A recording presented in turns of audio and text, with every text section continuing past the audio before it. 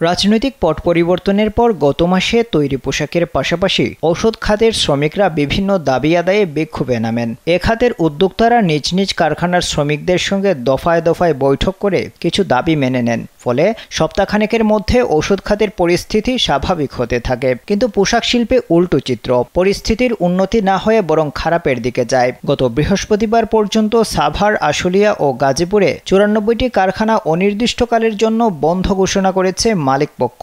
এর বাইরে 150 কারখানায় ওই দিন উৎপাদন ব্যাহত হয়। এই অবস্থায় চলমান অস্থিরতা না কাটলে রোববার থেকে অনির্দিষ্টকালের জন্য কারখানা বন্ধের হুমকি দিয়েছেন কারখানা মালিকরা। শনিবার ঢাকায় বাংলাদেশ পোশাক প্রস্তুতকারক ও রপ্তানিকারক সমিতি বা বিজিএমই এর কার্যালয়ে অন্তর্বর্তী সরকারের উপদেষ্টাদের সঙ্গে কারখানা মালিক ও সংগঠনের নেতাদের বৈঠক হয়। 250-টিরও বেশি ডিজাইন অপশন নিয়ে ওয়ালটন স্মার্ট ফ্রিজ, বোঝে আপনার প্রয়োজন।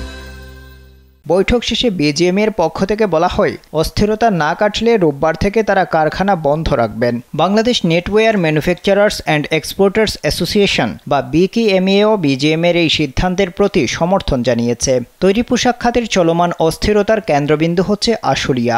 এখানে দেশের বেশ কয়েকটি শীর্ষস্থানীয় তৈরি পোশাক রপ্তানিকারক প্রতিষ্ঠানের কারখানার অবস্থান। একই সঙ্গে বিজিএমই এর কয়েকজন সাবেক সভাপতি ও বিদায়ী সরকারের ঘনিষ্ঠ প্রভাবশালী মালিকদের কারখানাও আছে এখানে। এই মালিকরাই মজুরি সহ অন্যান্য আন্দোলন নিয়ন্ত্রণে প্রত্যক্ষ বা পরোক্ষভাবে কলকাঠি নাড়ছেন বলে অভিযোগ উঠেছে। পোশাক শিল্পে 2 সপ্তাহ ধরে চলমান এই অস্থিরতা নিরসন না হওয়ার জন্য মালিকপক্ষের পূর্ণ কৌশলকেই দায়ী করছেন শ্রমিক নেতারা।